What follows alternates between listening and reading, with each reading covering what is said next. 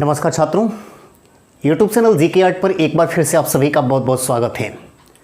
छात्रों, आज हम अभी तक जो भी टॉपिक पढ़े हैं भारतीय संविधान के अंतर्गत उन सारे टॉपिकों से संबंधित क्विज टेस्ट को करेंगे और आज यहाँ पर देखेंगे कि जो मैंने पढ़ाया है उससे आपका लेवल कितना बेहतर हुआ है।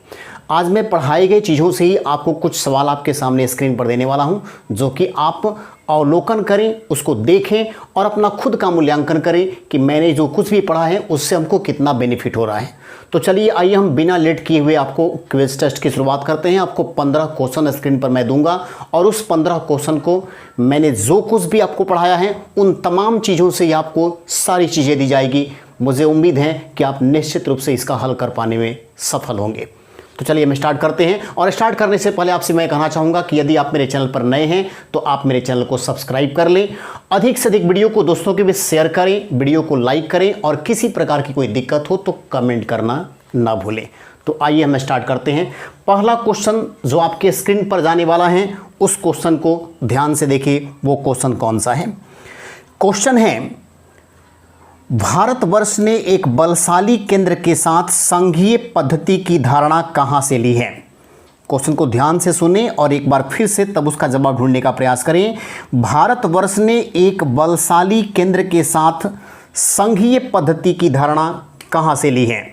ऑप्शन दिया है यूएसए, कनाडा, ऑस्ट्रेलिया और न्यूजीलैंड। पहले प्रश्न के पैटर्न को समझने का प्रयास करें। प्रश्न में ये कहा गया है कि भारत में अगर देखा जाए तो दो प्रकार की सरकारें होती हैं, एक स्टेट सरकार और एक सेंट्रल सरकार। लेकिन स्टेट गवर्नमेंट पर ज़्यादा वरीयता सेंट्रल गवर्नमेंट को दिया गया है। यानी कुछ ऐसी परिस्थितियां होती हैं जब देश के लिए निर्णय करने की क्षमता की बात आ जाए तो उस परिस्थिति में राज्य सरकारों से ज़्यादा पावरफुल केंद्र सरकार होगी। और यही बात पूछा है कि ये कहां से लिया गया है। तो यदि आप मेरे संविधान के विदेशी स्रोत वाले चैप्टर को देखे होंगे, उसको पढ़े होंगे, तो यहां से ये क्वेश्चन छूटने वाला नहीं है। आइए हम देखते हैं कौन कौन ऑप्शन दिया हुआ है। ऑप्शन में पहला दे रहा है यूएसए, और मैं आपको बताना चाहता हूं कि यूएसए के संविधान से क्या क्या लिया गया है। तो यूएसए के संविधान से लिया गया है आपको प्रस्तावना, उसके बाद यहां से लिया गया है मौलिक अधिकार,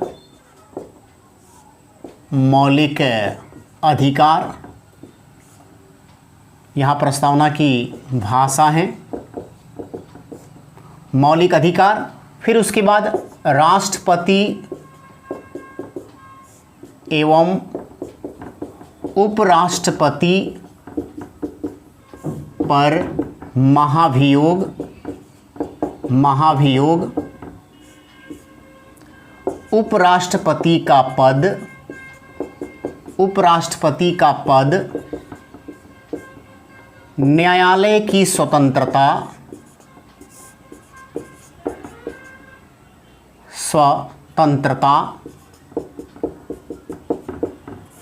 संविधान की सर्वोच्चता,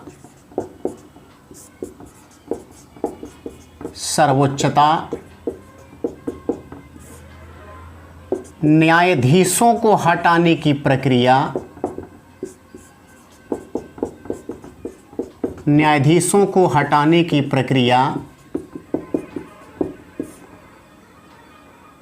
न्यायिक पुनर्विलोकन, ये तमाम चीज़ें अमेरिका के संविधान से ली गई हैं। अब आइए देखते हैं, बी नंबर में दिया है कनाडा, और कनाडा से लिया गया है संघ की मजबूती।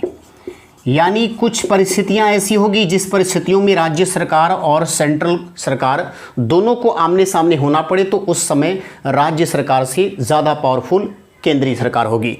तो यहाँ पर ये बातें, यानी केंद्र की मजबूती प्रदान करने की बात, संघ को मजबूती प्रदान करने की बात किस देश के संविधान से लिया गया है। तो ये लिया गया है कनाडा के संविधान से। और यही क्वेश्चन आपका पूछा भी गया है कि एक बलशाली केंद्र के साथ संघीय पद्धति की धारणा कहां से ली गई है, कनाडा से। बाकी देखिए ऑस्ट्रेलिया जो पूछा गया है, उस ऑस्ट्रेलिया के साथ क्या कंडीशन है। ऑस्ट्रेलिया से जो चीज़ें ली गई हैं वो लिया गया है प्रस्तावना लिया गया है। इसके अतिरिक्त और क्या लिया गया है, समवर्ती सूची और समवर्ती सूची के साथ साथ और लिया गया है केंद्र एवं राज्य के बीच शक्तियों का बंटवारा, केंद्र एवं राज्य के बीच शक्तियों का बंटवारा, शक्तियों का बंटवारा। तो आप मेरे YouTube चैनल के GKR, तो आप मेरे YouTube चैनल से जाकर इस वीडियो को देखें। विदेशी स्रोत को लेकर मैंने वीडियो डाला हुआ है, वहाँ से आपको सारी चीज़ें क्लियर हो जाएगी कि कौन सी चीज़ें कहाँ से लिया गया है। तो ये आपका पहला क्वेश्चन था, जिसमें जो क्वेश्चन पूछा गया था उस हिसाब से आपका आंसर क्या बनेगा, बी बनेगा, अर्थात कनाडा बनेगा। चलिए हम दूसरे क्वेश्चन की तरफ चलें। अगर आप इसको नहीं देखे होंगे तो फिर से थोड़ा सा इसको स्क्रीनशॉट ले लें ताकि आपको कोई परेशानी ना होने पाए।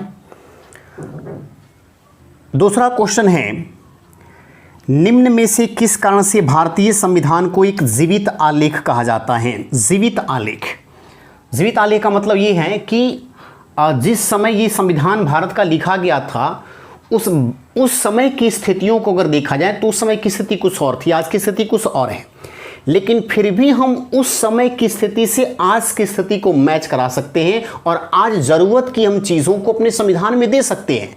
या उस समय जो ज़रूरत की चीज़ें थी तो आज संविधान में ज़रूरत की चीज़ें वो नहीं हैं, तो उसको हम भारतीय संविधान से हटा भी सकते हैं। और इस प्रक्रिया को कहता है भारतीय संविधान में संविधान संशोधन की प्रक्रिया।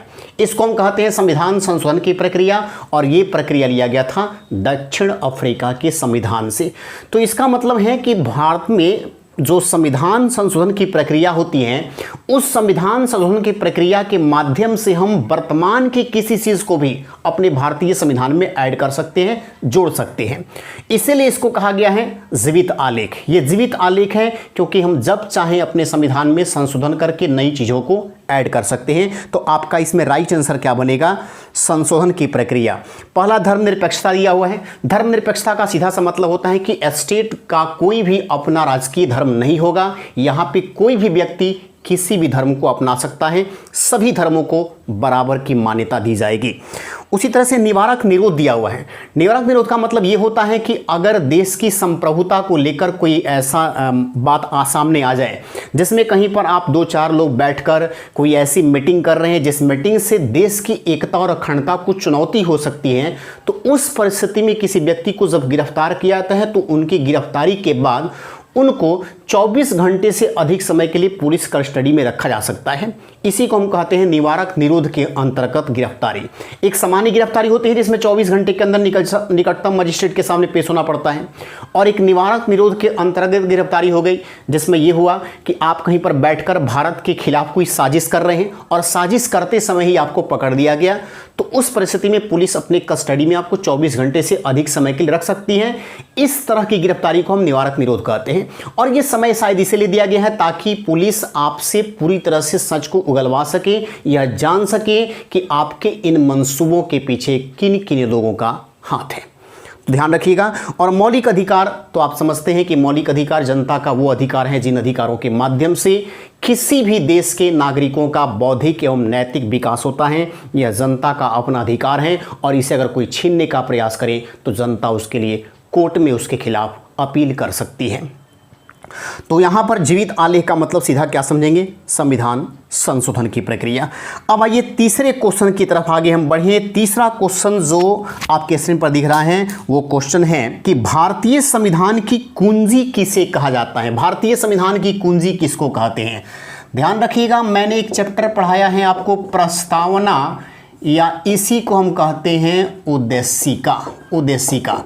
और यदि आप मेरा ये वीडियो देखे होंगे तो आपको मैंने बहुत कुछ बातों को बताया था जिसमें मैंने जो बातें बताई थी, आइए एक बार फिर से यहाँ पर हम रिकॉल करते हैं। मैंने बताया था कि प्रस्तावना को कहते हैं संविधान की कुंजी। इसको कहा जाता है संविधान की कुंजी। ये तीसरे प्रश्न का उत्तर यहाँ पर बनेगा, संविधान की कुंजी। इसी को हम एक नाम से और भी जानते हैं, संविधान का दर्पण। संविधान का दर्पण, इसी को हम कहते हैं संविधान के आदर्शों की झलक। आदर्शों की झलक, इसी को हम एक नाम देते हैं संविधान की आत्मा। संविधान की आत्मा, है ना, या इसी का एक और नाम दे सकते हैं संविधान का सारांश या कहें आपका निचोड़, तब भी आपका आंसर क्या बनेगा? प्रस्तावना। इस हिसाब से जो पूछा है उसके हिसाब से आंसर आपका क्या बनेगा? भारतीय संविधान की कुंजी किसे कहा जाता है? प्रस्तावना को, मौलिक कर्तव्य को, मौलिक अधिकार को, नीति के निदेशक तत्वों को। तो आपका सही आंसर क्या बनेगा यहाँ पर? प्रस्तावना को। फिर देखिए आइए चौथे क्वेश्चन पे हम चलते हैं और चौथा क्वेश्चन जो पूछा गया है वो क्या पूछा गया है कि 26 नवंबर 1949 ईस्वी को संविधान सभा द्वारा पारित भारतीय संविधान पर कितने सदस्यों ने हस्ताक्षर किया था? आप मेरे यदि भारतीय संविधान की ऐतिहासिक पृष्ठभूमि वाला वीडियो देखे होंगे जो मैंने शुरुआत में डाला है, संविधान के स्टार्टिंग करते समय डाला है, तो उसमें मैंने भारतीय संविधान के बनाने की संपूर्ण प्रक्रिया के बारे में चर्चा की है कि भारतीय संविधान का निर्माण कैसे कैसे किया गया था। तो वहाँ पर मैंने एक बात बताया था कि भारतीय संविधान का निर्माण संविधान सभा के सदस्यों के द्वारा किया गया था, जिन संविधान सभा के सदस्यों का चुनाव अप्रत्यक्ष तरीके से हुआ था और टोटल 389 सदस्य चुने गए थे। टोटल 389 सदस्य चुने गए थे, जिसमें 292 सदस्य थे ब्रिटिश प्रांत से, 292 थे ब्रिटिश प्रांत से, 93 सदस्य थे देसी रियासत से और 4 थे मुख्य कमिश्नरी क्षेत्र से 4 थे। कुल मिलाकर आपका हो गया 389। लेकिन जब देश का बंटवारा हो गया तो देश का बंटवारा हो जाने के बाद पाकिस्तान की तरफ से जो भी संविधान सभा के सदस्य थे उन्होंने भारतीय संविधान को बनाने से साफ मना किया और उन्होंने कहा कि अब वो पाकिस्तान के संविधान का निर्माण करेंगे। इस तरह से देश बंटवारे के बाद, अगर हम कहें कि देश विभाजन के बाद संविधान सभा के सदस्यों की संख्या कितनी रह गई थी? तो 299 ही रह गई थी। और फिर 26 नवंबर 1949 को इस पर 284 सदस्यों ने हस्ताक्षर किया और 284 सदस्यों ने हस्ताक्षर करके संविधान को स्वीकार किया, अंगीकृत किया। बाद में इसको 26 नवंबर 1950 ईस्वी को लागू किया गया। तो उस समय 284 सदस्य कहने का मतलब ये था कि कुछ सदस्य जो हैं उस समय इस्तीफा दे चुकी थी, कुछ की मृत्यु हो चुकी थी और 1-2 लोग जो थे अनुपस्थित थे, जिसके चलते मात्र 284 सदस्यों का उस पर हस्ताक्षर हो पाया था। ये बातें मैंने वीडियो में बताई हुई हैं, आप वीडियो को ज़रूर देखेंगे। चलिए आइए अब 5वां क्वेश्चन देखते हैं। इसमें का 5वां क्वेश्चन क्या बोल रहा है? कह रहा है 5वां क्वेश्चन कि भारतीय संविधान राजकाज की भाषा के रूप में डैश को मान्यता देता है, मतलब किस भाषा को मान्यता देता है? तो भारतीय संविधान की अगर 8वीं अनुसूची के बारे में यदि आप मेरे पढ़े होंगे अनुसूची वाले चैप्टर को, तो देखिएगा मैंने बताया था कि 8वीं अनुसूची में भारत की कुल अगर देखी जाए तो 22 भाषाओं को मान्यता दिया गया है, 22 भाषाओं को राजभाषा का दर्जा दिया गया है। और उनमें से यही पूछा गया है कि इनमें से किसको दर्जा दिया गया है। तो आपको 22 अगर याद रहेगा तभी आप उसका जवाब दे पाएंगे।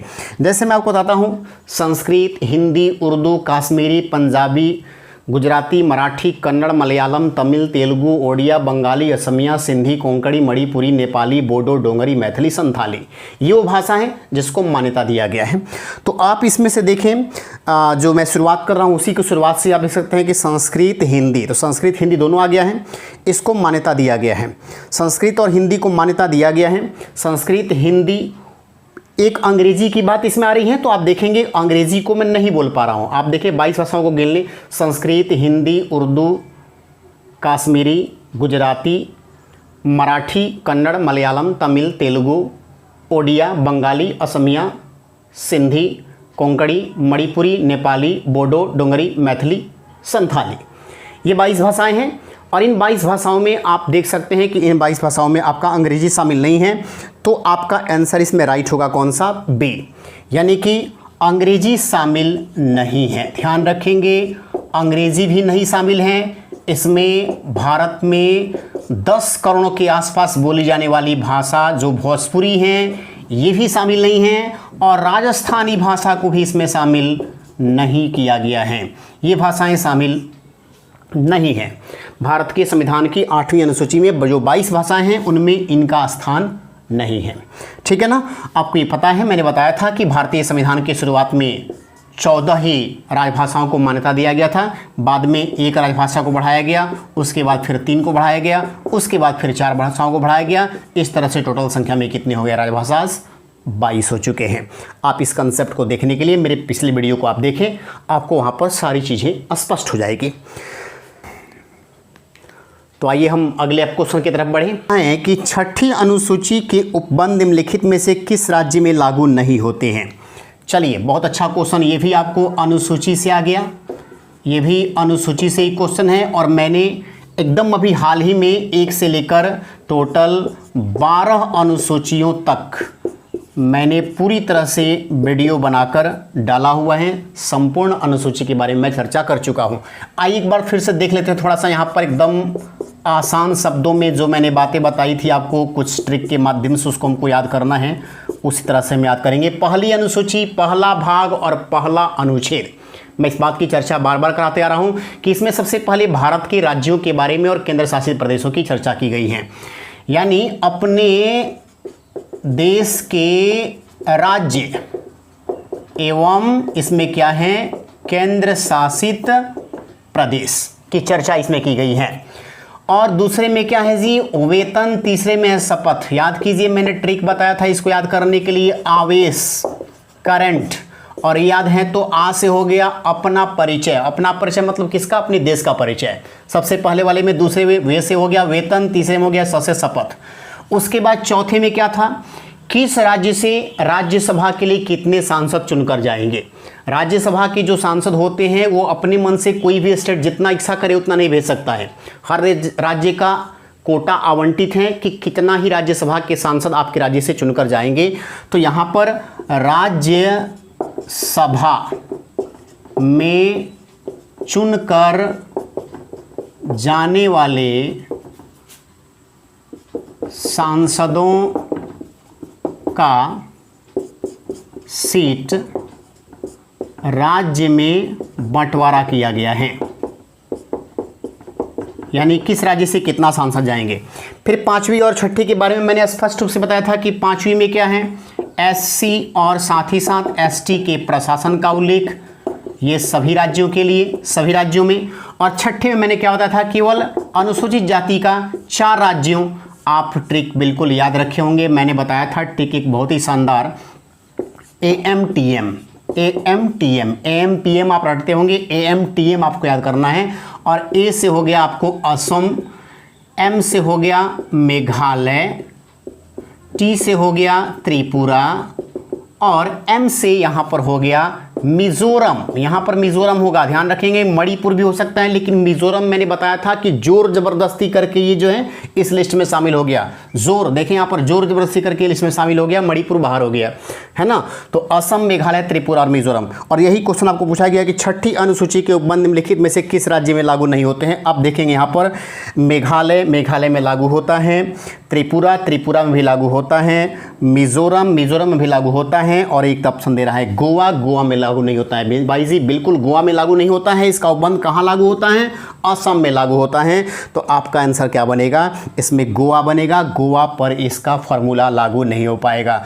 7वीं मैंने बताया था क्या, शक्तियों का बंटवारा केंद्र एवं राज्य के बीच, शक्तियों का बंटवारा आप बिल्कुल याद रखे होंगे। 8वीं में क्या है, 8वीं में आपको वही राजभाषा का जिक्र है 8वीं अनुसूची में। 9वीं अनुसूची में संपत्ति अधिग्रहण, और मैंने इस बात को बताया था कि भारत सरकार सार्वजनिक कार्यों को करने के लिए संपत्ति को जब चाहे ले सकती है। और इस 9वीं अनुसूची के अंतर्गत जो भी विषय रखे गए हैं उसके लिए कोर्ट में भी चुनौती नहीं दी जा सकती है। कोर्ट में चुनौती नहीं, याद रखेंगे, कोर्ट में चुनौती नहीं दी जा सकती है इसमें शामिल विषयों पर। हाँ, मैंने बताया था कि अगर मौलिक अधिकारों का हनन करने का प्रयास किया जाता है तब आप कोर्ट में चुनौती दी जा सकते हैं। ये बातें 2007 में लाया गया था। फिर देखें 10वीं में क्या है, 10 से 10वीं, 10 से दल बदल अधिनियम के बारे में मैंने बताया था कि 92वां संविधान संशोधन 1985 के दौरान लाया गया था। फिर 11वीं में पंचायती राज व्यवस्था, और 12वीं में है नगर पालिका। तो आप स्पष्ट रूप से चीज़ों को समझ गए होंगे कि मैं यहाँ पर क्या कहना चाहता हूँ। आपका राइट आंसर क्या बनेगा कि छठी अनुसूची में इसके जो भी उपबंध है उनमें से किस राज्य में लागू नहीं होते हैं। आपका रियल आंसर क्या बनेगा, गोवा। अब आइए हम अगले सवाल की ओर बढ़ें। चलिए अगले सवाल को हम देखते हैं। अगला सवाल है कि भारतीय संविधान निम्नलिखित में से किसकी व्यवस्था नहीं करता है। भारतीय संविधान निम्नलिखित में से किसकी व्यवस्था नहीं करता है। देखिए कितना अच्छा क्वेश्चन दिया हुआ है कि भारत के संविधान में कौन सी ऐसी बातें हैं जो नहीं दी गई हैं। दे रहा है कि स्वतंत्र न्यायपालिका, ये तो मैं पहले बताया हूं कि अमेरिका के संविधान से स्वतंत्र न्यायपालिका ही लाया गया है। चाहे देश में इमरजेंसी की हालात क्यों न हो जाए, न्यायपालिका के कार्यों में किसी प्रकार का हस्तक्षेप नहीं होगा, वो एक स्वतंत्र निकाय है। उसके बाद दे रहा है बी नंबर में कि नागरिकों के लिए मौलिक अधिकार, हमारे देश में नागरिकों के लिए मौलिक अधिकार सुनिश्चित किए गए हैं और इसके लिए भारतीय संविधान का पार्ट 3 यानी भारतीय संविधान का भाग 3 ये स्पष्ट करता है कि नागरिकों को मौलिक अधिकार दिए जाएंगे और कितने दिए जाएंगे उसी का वर्णन उस चैप्टर में पूरी तरह से किया गया है। फिर आपको दे रहा है पूंजीवादी अर्थव्यवस्था। पूंजीवादी अर्थव्यवस्था का मतलब ये हो गया कि निजी व्यक्तियों के हाथों में वो सारी चीज़ें देश की हो जाएगी, सरकार को उससे कोई लेना देना नहीं रहेगा। ऐसा नहीं है, हमारे देश में ऐसा सिस्टम नहीं है। पूंजीवादी अर्थव्यवस्था की झलक भी कुछ दिखाई देती है, लेकिन यहाँ पर समाजवादी अर्थव्यवस्था की झलक भी दिखाई देती है। इसीलिए भारतीय अर्थव्यवस्था को मिश्रित अर्थव्यवस्था का देश कहा जाता है। हाँ, इसके बाद देखिए दिया है समता। समता, भारत के सभी नागरिक समान होंगे। आर्टिकल 14 के अनुसार मौलिक अधिकारों के तहत भी इस व्यक्ति इसकी बात की गई है। नीति के निर्देशक तत्वों में अनुच्छेद जो 44 है उसमें समान नागरिक संहिता की चर्चा है, वहाँ भी चर्चा की गई है। हाँ, इसमें ये चर्चाएं नहीं है कि पूंजीवादी अर्थव्यवस्था का कोई जिक्र भारतीय संविधान में किया गया है, ऐसा नहीं है। भारतीय संविधान में पूंजी आदि अर्थव्यवस्था का कहीं कोई जिक्र नहीं है। तो यहाँ पर ये इसका आंसर बनेगा कि भारतीय संविधान निम्नलिखित में से किसकी व्यवस्था नहीं करता है, पूंजीवादी अर्थव्यवस्था की व्यवस्था नहीं करता है। अगला देखिए क्या कर रहे हैं कि भारत के, अगला क्वेश्चन को ध्यान से देखिएगा, भारत के सर्वोच्च पदाधिकारियों के वेतन भत्तों से संबंधित उपबंध निम्नलिखित में से किस अनुसूची में वर्णित हैं। अभी मैंने बताया था कि अगर आप आवेश याद रखते हैं तो ये पहले के लिए, दूसरे के लिए, तीसरे के लिए। आ से हो गया अपना परिचय। तो अपना परिचय मतलब अपना नाम नहीं देना है, अपने देश का नाम, अपने देश का नाम का परिचय बताइए, उसके राज्यों का परिचय दीजिए। वे से हो गया वेतन। देखिए यहीं पर मिल गया आपका आंसर, वेतन। यानी कि आपको वेतन की चर्चा किस अनुसूची में की गई है, अनुसूची 2 में की गई है और ये ऑप्शन देखिए बी नंबर में दिया हुआ है। जबकि स से क्या यहाँ पर होता है, शपथ। शपथ की चर्चा किस अनुसूची में है, तीसरे अनुसूची में है। तो यहाँ पर आपका आंसर राइट क्या बनेगा, बी नंबर, अनुसूची 2। चलिए अगले क्वेश्चन की तरफ रुख करते हैं। अगला क्वेश्चन देखिए क्या है। अगला क्वेश्चन कहना है कि संविधान सभा के संबंध में निम्नलिखित में से कौन सा कथन सही है। संविधान सभा के बारे में मैं चर्चा कर चुका हूं, इसके बारे में वीडियो में बना चुका हूं। तो यहाँ पर जो पूछ रहा है उसका जवाब देंगे हम। कह रहे हैं कि संविधान सभा के संबंध में निम्नलिखित में कौन सा कथन सही है। पहला दे रहा है कि यह वयस्क मताधिकार पर आधारित नहीं था। जी नहीं, ये गलत दिया है, ये गलत है बिल्कुल। वयस्क मताधिकार पर आधारित था। संविधान सभा के जो भी सदस्य चुने गए थे उनका चुनाव राज्यों के एमएलए के द्वारा किया गया था और उस एमएलए का चुनाव जनता करती है। और जनता में उस समय ये नियम था कि वही जनता एमएलए का चुनाव कर सकती है जिनका उम्र कम से कम 18 साल हो। और वैसे भी 10 लाख लोगों के ऊपर एक संविधान सभा का सदस्य बनाया गया था। तो 10 लाख की जनसंख्या जो निर्धारित किया गया था एक संविधान सभा के लिए, उसमें वो 10 लाख की जनसंख्या का उम्र 18 साल से अधिक होने वाले लोग इसमें भाग ले सकते हैं। तो यहाँ पर ये कह रहा है कि वयस्क मताधिकार आधारित नहीं था, ये गलत स्टेटमेंट है और हमको क्या देना है, सही स्टेटमेंट।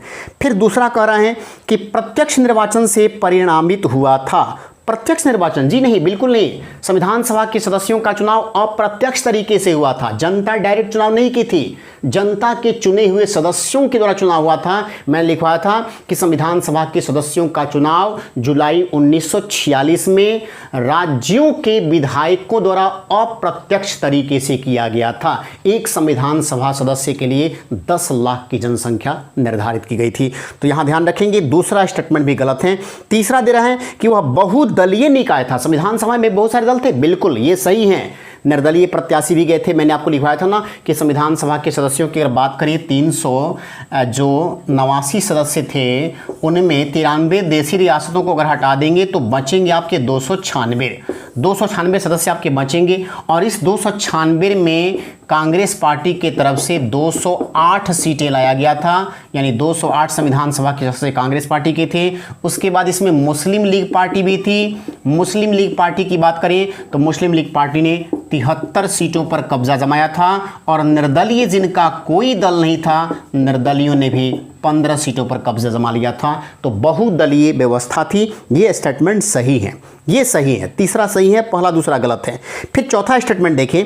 चौथा कह रहा है कि वह कई समितियों के माध्यम से काम करता। संविधान सभा के लिए कई समितियां बनाई गई थी। बिल्कुल, मैंने बताया था कि संविधान सभा के लिए कुल 13 समितियां बनाई गई थी। उन समितियों के एक अध्यक्ष बनाए गए थे और उस समिति के अध्यक्ष से कहा गया था कि संविधान के लिए जो भी आपको नियम बनाने की जिम्मेवारी दी गई है, आप इन सदस्यों के माध्यम से खुद बनाएं या किसी दूसरे देश के संविधान का अवलोकन करके भी बना सकते हैं। तो यहाँ पर 13 समितियां कुल बनाई गई थी। मैंने कम से कम 8, 9, 10 समितियों के आसपास आपको लिखवाया हुआ है, जो प्रमुख समितियां हैं वहां पर आप उसको देख सकते हैं। तो ये भी सही है, तीसरा चौथा दोनों सही हैं। और इस तरह से अगर ऑप्शन देखें तो तीसरा चौथा का ऑप्शन सी नंबर में दिख रहा है, यानी आपका सी ऑप्शन बनेगा। चलिए हम अब अगले प्रश्न की ओर रुख करें। अगला प्रश्न है कि संविधान का वह अंग जो उसके निर्माताओं के मन एवं आदर्शों को प्रतिबिंबित करता है। कितना अच्छा क्वेश्चन। मैंने प्रस्तावना की शुरू में इस बात को बताया कि भारतीय संविधान के आदर्शों की झलक किसमें दिखाई देती है। देखिए यही क्वेश्चन पूछा गया है, आदर्शों की झलक किसमें दिखती है, प्रस्तावना या उद्देशिका में। देखिए तो ऐसा ऑप्शन दिया है कि नहीं। जी हाँ, देखिए पहला ऑप्शन है नीति का निःशक्त तो बिल्कुल नहीं होगा, मूल अधिकार नहीं होगा। सी उद्देशिका, बिल्कुल प्रस्तावना को ही एक नाम और दिया जाता है, क्या, उद्देशिका। तो यहाँ पर ये वाला ऑप्शन सही होगा, आदर्शों की झलक। भारतीय संविधान के निर्माताओं के जो आदर्श थे उनकी झलक इस प्रस्तावना में साफ साफ दिखाई पड़ती है। क्योंकि यदि आप प्रस्तावना को एक बार ढंग से याद कर लें तो आपको संविधान का सारा निचोड़ आपको मालूम हो जाएगा कि हमारे संविधान में किन किन बातों पर चर्चाएं की गई हैं। चलिए हम नेक्स्ट प्रश्न की ओर बढ़ें। अगला क्वेश्चन दे रहा है कि संविधान सभा की पहली बैठक कहां पर आयोजित हुई थी। तो याद रखिएगा संविधान सभा की तीनों बैठक जो शुरुआत की हुई थी वो नई दिल्ली में हुआ था। तो दिल्ली तो ऑप्शन बनेगा ही। अब दिल्ली में भी देखिए क्या क्या दिया है। 2 ऑप्शन तो ऐसे ही आपके हट जाते हैं, सी और डी, क्योंकि सी इलाहाबाद दे रहा है और डी बम्बई दे रहा है, दोनों में से कोई नहीं होगा। अब बच गया आपको ए और बी, एक संसद भवन नई दिल्ली और एक राष्ट्रपति भवन नई दिल्ली। जी नहीं, राष्ट्रपति भवन नहीं होगा, क्योंकि राष्ट्रपति भवन राष्ट्रपति का निवास होता है, वहाँ पर उसके जितने भी कार्य होते हैं राष्ट्रपति से संबंधित वो कार्य होते हैं। संसद भवन जहाँ पे सांसद बैठकर देश के विभिन्न मुद्दों के लिए कानून बनाते हैं, वहीं पर बैठक हुई थी। यानी हमारा राइट आंसर क्या बनेगा, संसद भवन नई दिल्ली, जहाँ पर संविधान सभा की बैठकें हुआ करती थी। और इसी बैठक में देश के संविधान का निर्माण करने की जो प्रक्रिया शुरू हुई, उस प्रक्रिया की शुरुआत से लेकर अंत तक सारी बैठकें होती रही। चलिए नेक्स्ट क्वेश्चन देखें कि पूर्वोत्तर परिषद का गठन किसके अंतर्गत दिए गए प्रावधानों के अंतर्गत किया गया है। पूर्वोत्तर परिषद, पूर्वोत्तर का मतलब ये हो गया कि जो पूर्वोत्तर साइड के राज्य हैं, जैसे देखिएगा भारत के नक्शे को अगर देखिएगा तो इस टाइप से आपको दिखाई देगा, ऐसे राज्यों की स्थिति कुछ इस प्रकार से। तो ये इधर के, यहाँ से अगर इसको हटा दिए तो इधर के जितने राज्य होते हैं उन सबको पूर्वोत्तर राज्य कहते हैं, जिनको 7 सिस्टर ऑफ इंडिया भी कहा जाता है। तो इसमें कौन कौन से राज्य आते हैं, इसमें आते हैं अरुणाचल प्रदेश सबसे ऊपर है ना। यहाँ नीचे देखिए, यहाँ पर है मिजोरम, उसके बाद यहाँ पे नागालैंड, फिर यहाँ पर मणिपुर, ये हो गया त्रिपुरा, फिर ये हो गया मेघालय और ये हो गया आपको असम। ये आपके 7 स्टेट, ये आपके 7 स्टेट हैं 7 सिस्टर ऑफ इंडिया। तो अब देखिए यहाँ पर कह रहा है कि पूर्वोत्तर परिषद का गठन किसके अंतर्गत दिए गए प्रावधानों के अनुसार किया गया था। अनुसूची 6 में वही बात है। 6 अनुसूची मैंने बताया था ना कि 6ठी अनुसूची में किस प्रकार की बातें गई है कि भारत के स्पेशल जो 4 राज्य हैं वहाँ के जनजातीय क्षेत्रों के प्रशासन का उल्लेख किया गया है, जिसमें मैं अभी बताया था AMTM, जिसमें क्या आएंगे, असम, मेघालय, त्रिपुरा और मिजोरम। तो स्पष्ट है कि ये छठी अनुसूची होगा। इसी के लिए किया गया था पूर्वोत्तर परिषद का गठन, ताकि इन 4 राज्यों की जनजातीय जो लोग हैं उनको विशेष रूप से आर्थिक और सामाजिक सहायता दिया जा सके, इनको किसी प्रकार से कोई दिक्कत ना हो, समाज की मुख्य धारा से ये लोग भी जुड़ सके। तो आपका आंसर जाएगा इसमें से कौन सा, ए नंबर ऑप्शन। क्योंकि अनुसूची 2 में तो वेतन की चर्चा है, इससे पूर्वोत्तर राज्यों से कोई मतलब नहीं है। एक्स में अगर देखा जाए 10वीं अनुसूची तो दल बदल से कोई मतलब नहीं है, और ये 7वीं दे रहा है, 7वीं में केंद्र में शक्तियों का बंटवारा है, तो यहाँ से कोई मतलब नहीं है। सीधा इसका मतलब है छठी अनुसूची, और छठी अनुसूची में वही राज्य आते हैं जो पूर्वोत्तर साइड में हैं। चलिए नेक्स्ट क्वेश्चन को हम आगे बढ़े। नेक्स्ट क्वेश्चन अब देखें। अगला क्वेश्चन है जो कह रहा है कि ऐसे विषय जो न्यायालय में वाद योग्य नहीं है निम्नलिखित में किस अनुसूची में शामिल किया गया है। बिल्कुल अभी मैंने बता दिया था कि आपको 9वीं अनुसूची, इसकी चर्चा मैं कुछ देर पहले भी किया कि 9वीं अनुसूची वो अनुसूची है जिसको प्रथम संविधान संशोधन के द्वारा जोड़ा गया था। प्रथम संविधान संशोधन, और ये प्रथम संविधान संशोधन कब हुआ था, 1951 में। 9वीं अनुसूची, ये 9वीं अनुसूची को इसी के तहत जोड़ा गया, और इसमें संपत्ति अधिग्रहण की चर्चा है, संपत्ति अधिग्रहण की चर्चा है। और मैं बता चुका हूं कि इसी में दिया गया है कि कोर्ट में चुनौती नहीं दी जा सकती, चुनौती नहीं, यानी इसमें जो भी शामिल विषय हैं उसमें कोर्ट में चुनौती नहीं दी जा सकती है, क्योंकि ये देश के सार्वजनिक कार्य के संबंधित विषय हैं। इससे देश के लोगों का ही फायदा होगा, एक लोक कल्याणकारी राज्य की स्थापना होगी। इसीलिए संपत्ति अधिग्रहण सरकार जब चाहे संपत्ति अधिग्रहित कर सकती है, और इसमें जितने भी विषय रखे गए हैं उसमें कोर्ट में चुनौती नहीं दी जा सकती है। इसको जोड़ा गया था प्रथम संविधान संशोधन 1951 के द्वारा। फिर आइए अगले क्वेश्चन की तरफ बढ़ें। अगला क्वेश्चन कह रहा है कि प्रस्तावना का वह प्रावधान जो सभी वयस्क नागरिकों को मतदान का अधिकार प्रदान करता है। मतदान का अधिकार याद रखिएगा कभी भी राजतंत्र में नहीं होता है। राजतंत्र में राजा का बेटा ही राजा बनता है, राजा का बेटा ही राजा बनता है, यही नियम है। प्रजातंत्र में जनता को अधिकार होता है कि वो अपने अधिकारों का प्रयोग करके सरकार को चुनेगी। तो प्रजातंत्र में ही जनता को अधिकार दिया जाता है कि वह चुनकर अपने प्रतिनिधियों को भेजे जो कि शासन करके उनके लिए ही कानून बना सके। तो यहाँ पर दे रहा है कि प्रस्तावना का वह प्रावधान जो सभी नागरिकों को मतदान करने का अधिकार प्रदान करता है। पंथ निरपेक्षता ये उससे मतलब नहीं है, ये जो है धार्मिक रूप से कुछ छूट प्रदान करता है। प्रजातंत्र ये वो पार्ट है जहाँ पर स्पष्ट रूप से मैं बात बताया हूं कि यही वो जगह है जहां पर लोगों को अधिकार है कि वो सरकार को चुन सकते हैं। फिर समाजवाद की बात आती है तो समाजवाद में समाज के सभी वर्गों के लोगों को एक बराबर रखना है। और गणतंत्र का मतलब ये होता है कि समाज जो राज्य का जो मुखिया होता है उसका एक निर्धारित अवधि होता है, और वो अप्रत्यक्ष रूप से चुना जाता है, जनता से चुना नहीं जाता है, अप्रत्यक्ष रूप से चुना भी जाएगा, और उसका एक निर्धारित अवधि होगा, उस निर्धारित अवधि के बाद उसे हटना है। लेकिन राजतंत्र में कोई निर्धारित अवधि नहीं होता है। राजा का बेटा जब तक जिंदा है तब तक राजा रहेगा, जब तक स्वेच्छा से पद का त्याग न करें या उसकी मृत्यु न हो जाए। लेकिन यहाँ पर गणतंत्र में क्या है कि सबसे सर्वोच्च पद पर जो बैठा हुआ व्यक्ति है वह कुछ समय के लिए ही चुना जाएगा, उसके बाद उनको हटाया जाएगा।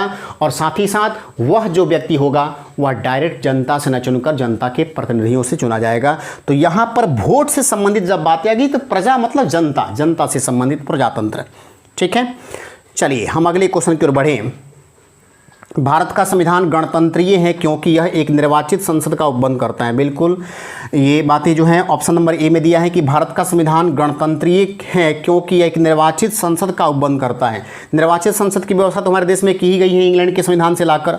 वयस्क मताधिकार का उपबंध करता है, ये भी सही बातें हैं। अधिकारों का विधेयक समाविष्ट करता है, ये भी सही है। कोई वंशानुगत तत्व नहीं रखता है, यानी राजा का बेटा ही राजा बनेगा ऐसी बातें नहीं है। यहाँ पर गणतंत्रात्मक का मतलब है कि कोई भी व्यक्ति सर्वोच्च पद पर जा सकता है, एक निर्धारित अवधि के लिए जाएगा, और जब उसे चाहा जाए तब हटाया जा सकता है।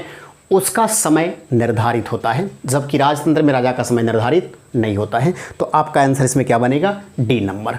तो मुझे उम्मीद है कि जो कुछ भी बातें मैंने बताई हैं वो आपको चीज़ें समझ में स्पष्ट रूप से आई गई होगी। तो फिर हम अगले क्लास में मिलेंगे, तब तक आपसे विदा लेते हैं। धन्यवाद।